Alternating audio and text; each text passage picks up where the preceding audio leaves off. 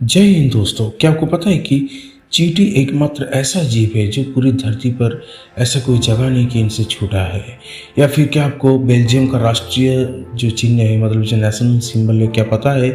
या फिर great Wall of China का लंबाई कितना है? या फिर कोई एक ऐसा मशीन जिसमें हमारी बॉडी को पानी में कन्वर्ट कर देते हैं। तो चलिए बिना देरी किए शुरू करते हैं। फैक्ट नंबर 1, चींटियां जो होती है वो पूरी धरती पर एक कहीं भी जगह उनसे छूटा नहीं है। मतलब अंटार्कटिका और कुछ दूरस्थ या दुर्गम द्वीपों को छोड़कर चींटियों ने लगभग पृथ्वी पर लगभग हर जगह पर अपना घर बना लिया है।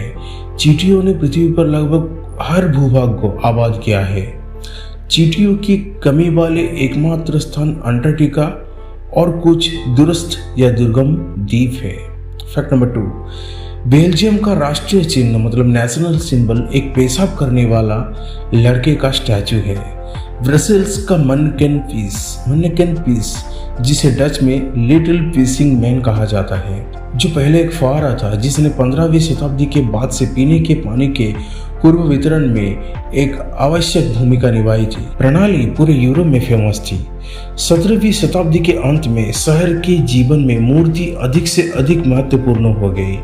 ये 1695 में ब्रसेल्स की बमबारी से भी बच गया था। मैनेकिन पीस एक कीमती वस्तु बन गई। बड़े आयोजनों के दौरान बेल्जियम के लोग उन्हें शानदार कपड़े पहनाते थे। हम जानते हैं कि 18वीं शताब्दी के में मैनेकिन पीस को साल में कम से कम 4 बार कपड़े पहनाए जाते थे, क्योंकि उन्होंने 19वीं शताब्दी में शहर के जल परिवहन नेटवर्क में अपना मुख्य कार्य खो दिया था।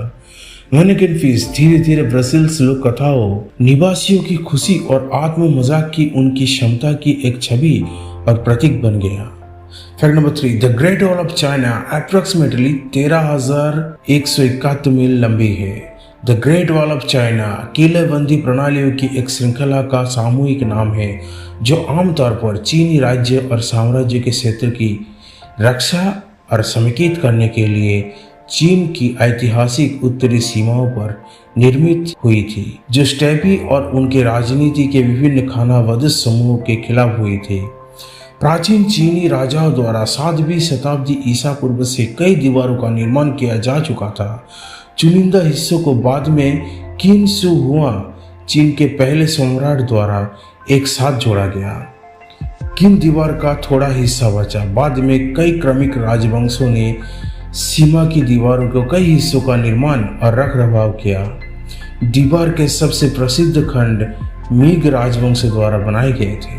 फैक्ट नंबर 4, बिल गेट्स एक ऐसा मशीन स्पॉन्सर करते हैं जो पूप या पटी को मतलब मॉल को पीने के पानी में बदल देते हैं। ओमनी प्रोसेसर एक ऐसा नाम है जिसे bill and Melinda Gates foundation द्वारा विकासशील देश में मल, कीचड़, मानव मल और पानी के मिश्रण को संसाधित करने के लिए भौतिक, जैविक या रासायनिक उपचार प्रक्रियाओं के एक समूह के लिए प्रस्तावित किया गया है। मल कीचड़ से रोग प्रसार को रोकने के लिए रोगजनों को हटाना मुख्य उपचार उद्देश्यों में से एक है। 2012 में bill and Melinda Gates foundation में जल स्वच्छता कार्यक्रम के कर्मचारियों द्वारा यह बनाया गया था। ये एक विशिष्ट उपादेय प्रौद्योगिकी के लिए व्यापार चिन्ह नहीं है।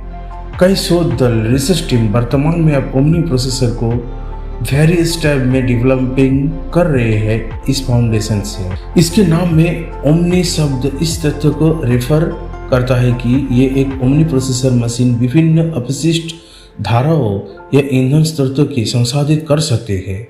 2012 के बाद से bill and Melinda Gates foundation omni processor नाम के शोध में फंडिंग कर रहा है।